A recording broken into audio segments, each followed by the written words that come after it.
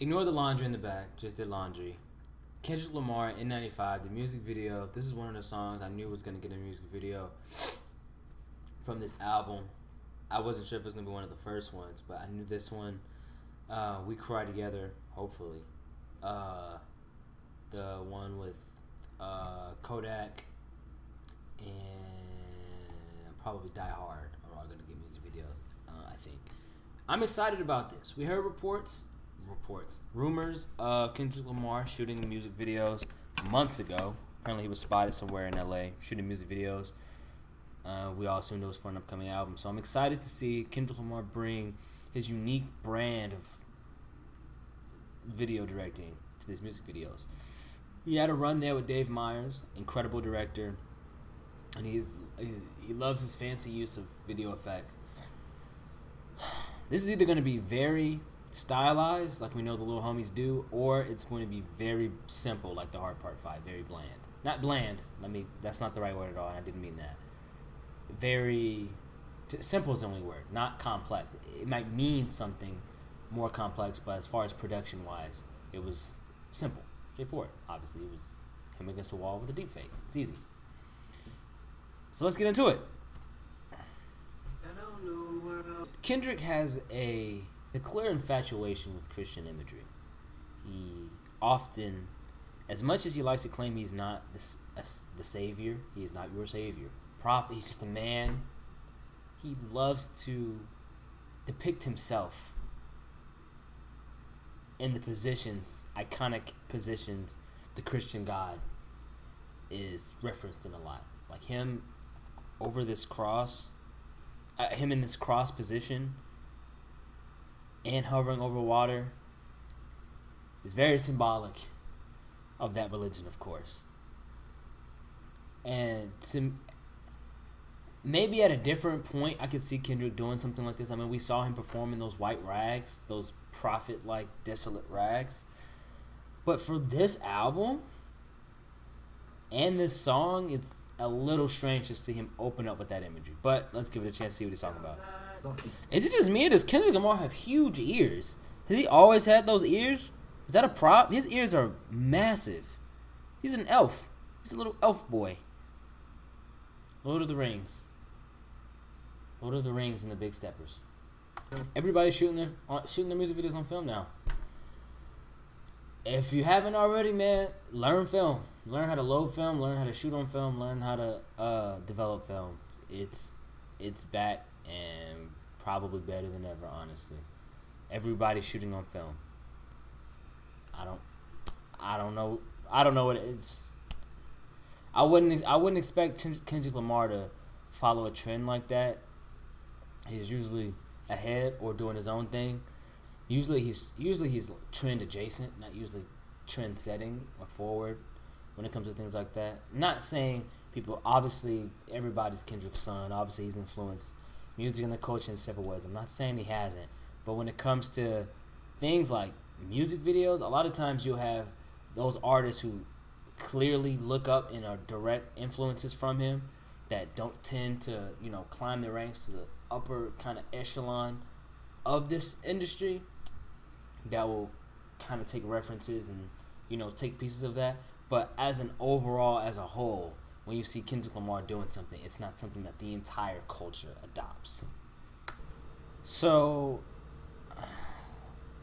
I can't remember exactly where from, but I've seen this imagery before of presenting a black child with a white doll and a black doll and her choosing a black. I believe it was a little girl before last time I seen this, and I don't remember if it's based off of an image or some type of an account or whatever, but I've seen this imagery before. Well, I'm happy for Kendrick finding himself a best friend. This reminds me of Baby Keem's music video, the one before No Sense. It was Hooligans, we on the way, when Baby Keem was in all those different locations with the females rapping these lyrics. You can see they're definitely, Kendrick and Keem have developed a relationship to where they're definitely both influencing one another. You can't say one's progressing without acknowledging the influence the other one's had on them. Obviously, Baby Keem has derived a lot of his sound and, well, I would just say his to start off his sound from Kendrick, and in developing that to his own sound, we see things that sound very distinct and unique to Baby Keem making their way into Kendrick's music. And I'm thinking maybe even to an extent, maybe some of that is trickling back in the videos. I don't know, because I don't know how much influence Kendrick had on those Keem music videos.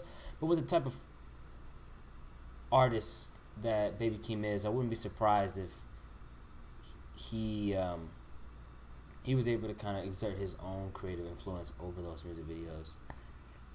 And if that's now trickling back to Kendrick. But like I said, most of that's probably been entirely collaborative. And like I said again, there's an excess of Christian imagery in that last scene. Okay, so that's what everybody was talking about when Keem kissed Kendrick. Okay, that was probably improv on the spot type thing. I bet Kendrick probably really did do that. He's like, "Yo, what is you doing, dog?" I mean, obviously they make him that mad. They put it in the film, or in the the music video. So it's funny. It's not as big as a deal as people were making it. But yeah, it's funny. Yo, I just got this news alert. This is completely off topic, and it said Elon Musk says Twitter legal team told him he violated an NDA. Would him saying that also not violate another NDA? Like, what's going on? And doesn't he own the company now? Who cares? Or wouldn't he own it no matter what? So what does it matter? That's random. But okay, let's go back to it. All right, so that was N95. Cool music video, but I'm hoping the rest of them aren't like that, in the sense that, and I know we have this issue. It's an issue of us expecting something out of Kendrick Lamar when we watch Kendrick, or we listen to albums, and they leave a certain nostalgia. They resonate with us for some reason, and we hold on to that feeling, and we want to chase that feeling again. It's like when you chasing the first high you ever got. You'll never get it again. It's similar in that with Kendrick, when we heard his first major breakout commercial success, Good Kid. He should have won the Grammy. And the music, it was timeless. He had great features. He rapped great, and everybody, it's amazing. Kendrick doing all this. He's the next. He can't miss. He's just on another level. Then he comes back with To Pimp. And if I'm not mistaken, I was a little young. Not that young, though. If I'm not mistaken, To Pimp had an initial negative reaction. And even to this day, most people reference Good Kid when speaking about the height of Kendrick's discography, which is fair. But To Pimp, whether you didn't like it at first and you learned to enjoy it in hindsight, or whether you immediately recognized it for the artistic masterpiece that it was something. I forget the point I was even making, or where I was even going with that. I forget. Basically what I'm saying is, people hold on to those moments, and once they recognize the kind of, the deep layers of metaphors and the creative music videos and the interesting this and that and all the things that separate Kendrick apart specifically that you can pinpoint and understand, they want it again and again and again. And not only do they want that, they want you to figure out a way to do it in different ways, whether that speaks to you or not.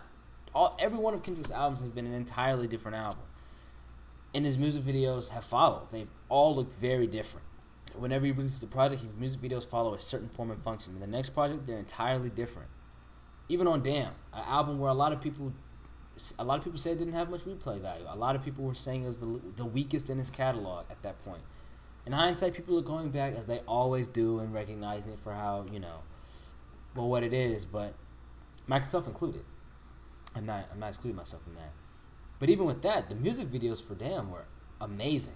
The Loyalty music video, the Humble music video when it came out, it had everybody going crazy. The Element music video, to this day, one of my favorite music videos of all time. It was beautiful. And I might need to sit with this for longer, but there's a couple things you can get out of a music video, It can either enhance a song that was lackluster, it can keep a song at the same level, and if the song's already great, then great. A music video should give you a new understanding of it. And I didn't walk away from this music video with that new understanding, or even that much entertainment, which is like the bare minimum of what a music video should do. Give you something visually interesting to look at. And aside from I guess if you want to count some of the religious imagery, like him being the cross, that doesn't really do it for me, or the meme baby Keem moment, or a couple interesting angles coming from an artist of this size with this many resources. It doesn't add anything to what he was talking about in the song. Removing your shell, removing the blockades you put for the world, removing the defenses, removing the disingenuine. I'm hoping the other music videos that come out after this can speak to me a little better.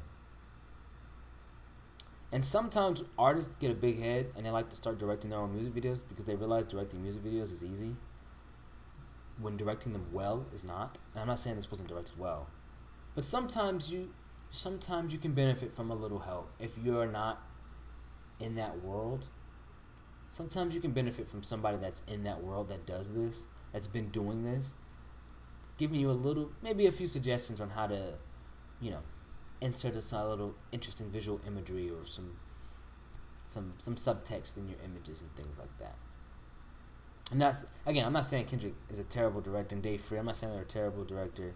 I'm not saying they can't direct that. That's not what I'm saying at all. But sometimes I'm just using this as an example to say, I noticed he got rid of Dave Myers or anybody else. It's just him and Dave Free. Sometimes they could benefit from a little help. That also reminds me, this said directed by Kendrick and Dave Free. It did not say the Little Homies. It's Kendrick Lamar of PG Lang now. So further widening the gap between Kendrick and TDE.